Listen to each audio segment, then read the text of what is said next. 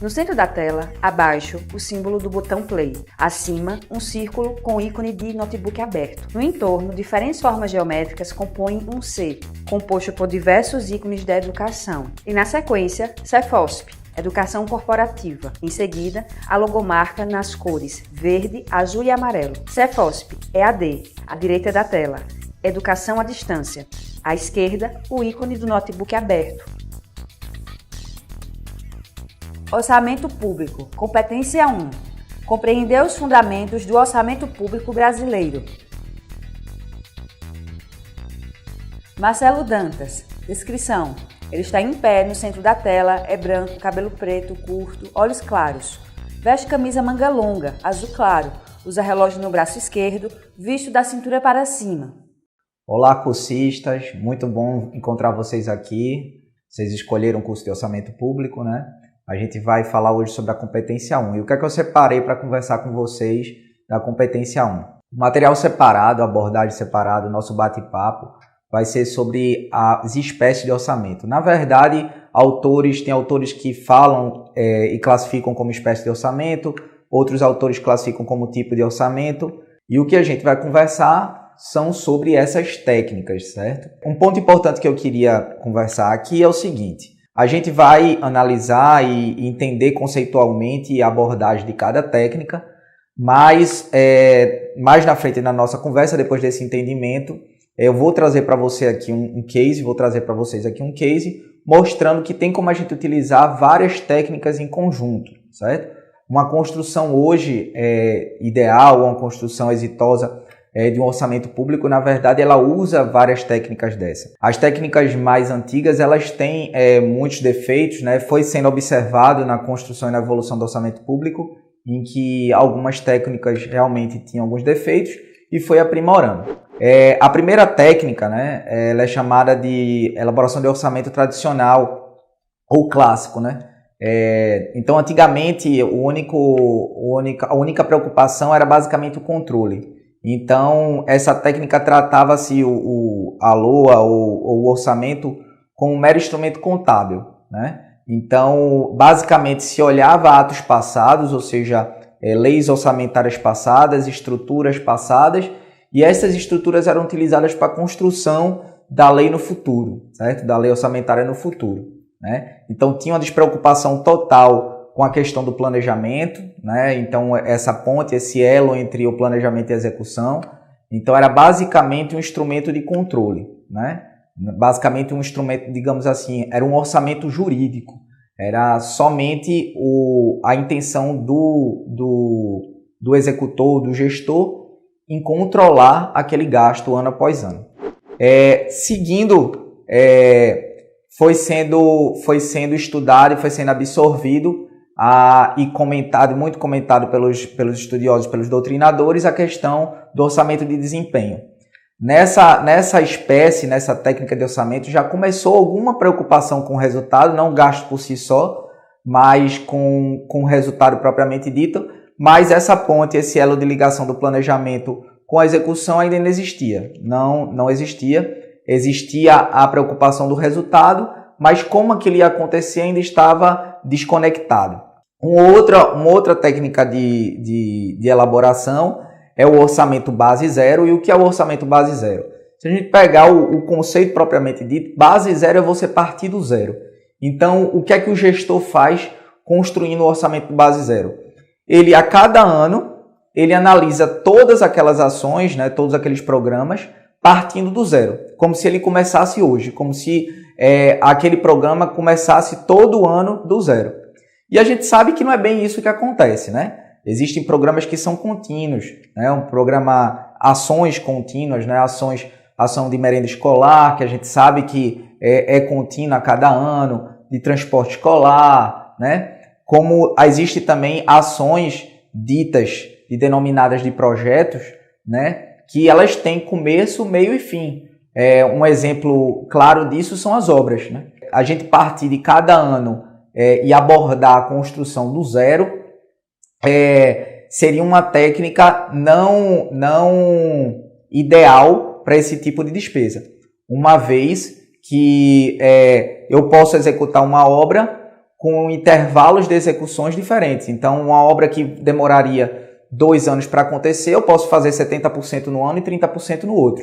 Então, no ano seguinte, eu não vou pegar e partir do zero novamente, estimar aquela despesa como se ela não tivesse existido ou não tivesse sido executada nada no passado. Então, o problema do orçamento base zero é isso. E aí a gente chega no orçamento programa, que é o orçamento utilizado de maneira, digamos assim, de maneira mais absoluta pelos entes hoje no país, né? A grande maioria dos programas de ações são construídos através do orçamento programático. Por quê? Porque o orçamento programático ele garantiu aquele elo de ligação do planejamento com a execução. Então, quando eu apresento programas, apresento ações, e aqui no estado de Pernambuco, na prefeitura do Recife, alguns outros entes já estão trabalhando também com a figura da subação, que é um desmembramento abaixo da ação. Na verdade, eu estou atrelando aquela programação, aquele planejamento, né? Aqueles programas que apresentam, que são pontuados e são dispostos no PPA e trazendo para a execução propriamente dita na LOA através das ações e detalhando mais ainda na execução, nos sistemas executórios, a questão das subações. Então, o orçamento programa ele trouxe essa ponte através dos programas das ações e das subações. Uma curiosidade muito importante quanto ao orçamento programa é que o maior desafio deles é o gestor apresentar e construir através desses programas indicadores e produtos de entrega. Porque o programa ele nada mais é do que uma estrutura para atendimento de uma necessidade da sociedade, né? Então, existe um problema, aquele problema ele precisa ser solucionado, é criado um problema, ou um atendimento, um serviço, uma necessidade, vamos chamar assim, e para isso é construído dentro do orçamento, dentro do plano plurianual e depois levado ao orçamento à execução, um programa para que aquele problema, aquela necessidade seja resolvida.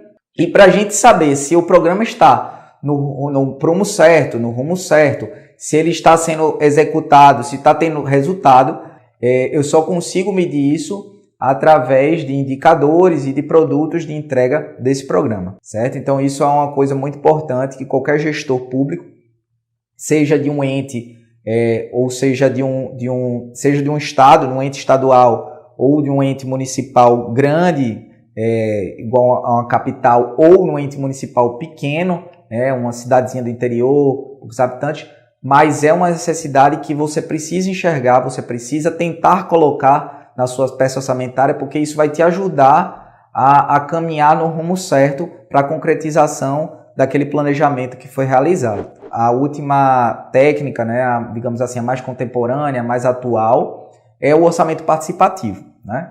O que é o orçamento participativo? O orçamento participativo é o ente, o gestor, tentando trazer o cidadão para a construção mútua, para a construção em conjunto daquele instrumento formal. Um exemplo claro aqui no estado de Pernambuco é o Todos por Pernambuco, né? Então, o que é feito? São feitos seminários regionais nas regiões de desenvolvimento. Esses seminários eles têm salas temáticas de cada tema, então sala de educação, sala da saúde, sala de segurança, onde o cidadão vai lá, então ele vai expor a necessidade dele, ele vai dizer o que é que ele literalmente quer de maneira bem clara, ele vai dizer, olha, eu moro lá no sertão e meu problema é a água, entendeu? Eu preciso que o fornecimento de água seja mais sólido, que chega mais. Um outro cidadão de uma outra região, o problema dele pode estar ligado à segurança. E aí sim, essas regiões vão caracterizando a sua necessidade local. Após a coleta, né, dessas informações por parte do gestor, por parte do órgão público com os cidadãos, essa demanda ela é listada, né, ela é agregada aos programas que já existem, logicamente. Eu tenho um legado programático, né? Além dos programas que existem, outros programas necessários e estratégicos para a sociedade que não tenham sido apurados ou levantados porventura nos seminários. E aí isso tudo gera insumo para a construção do próximo plano plurianual. E aí, a importância dessa interrelação, porque o cidadão vai conseguir enxergar no plano plurianual do ente aquela demanda, aquela necessidade dele local, que é uma necessidade particular de cada uma.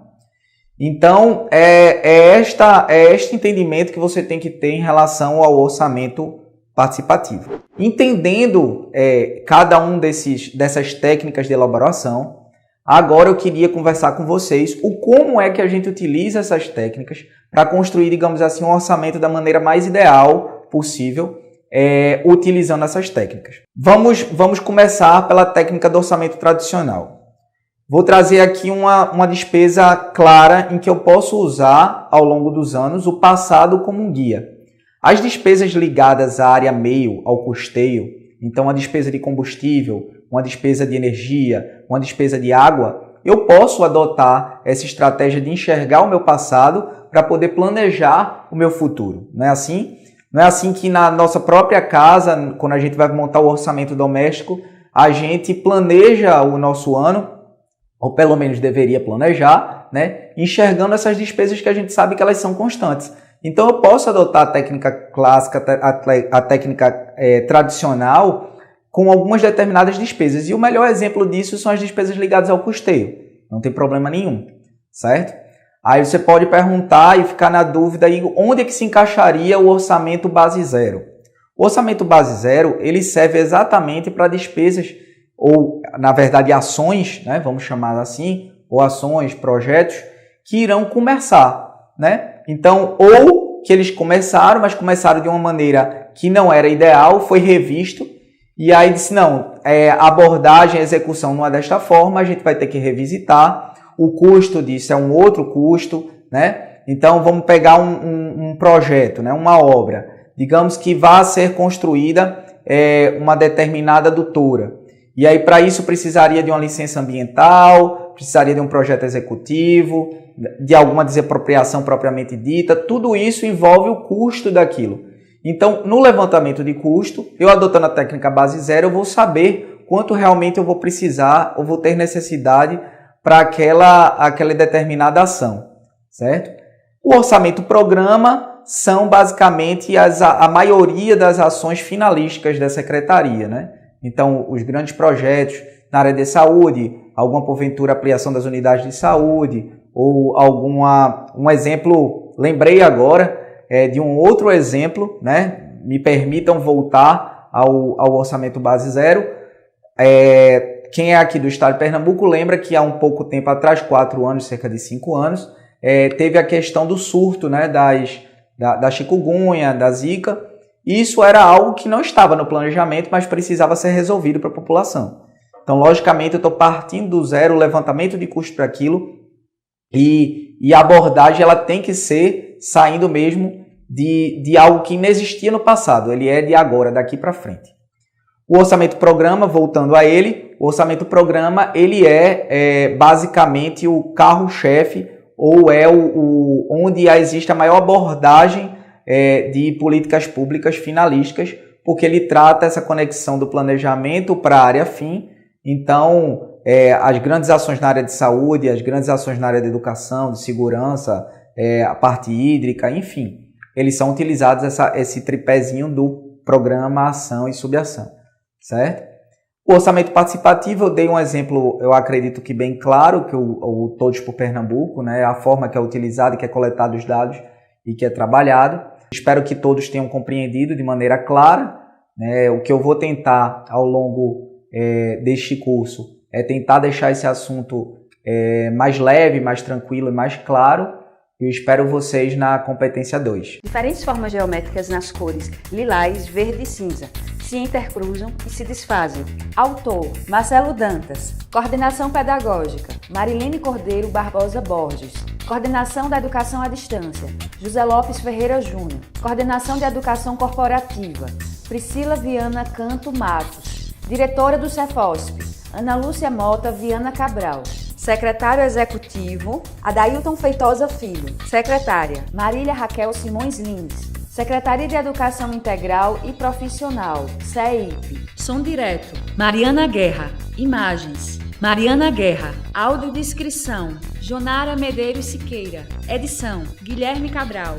Design educacional: Deisiane Gomes Vazante. Ana Cristina Jansen, gestora de educação à distância. Renata Marques de Otero. Gerente-geral de educação profissional: Jorge Bento Catunda. Secretária executiva de educação integral e profissional: Maria de Araújo Medeiros Souza. Secretário de Educação e Esportes: Frederico da Costa Amâncio.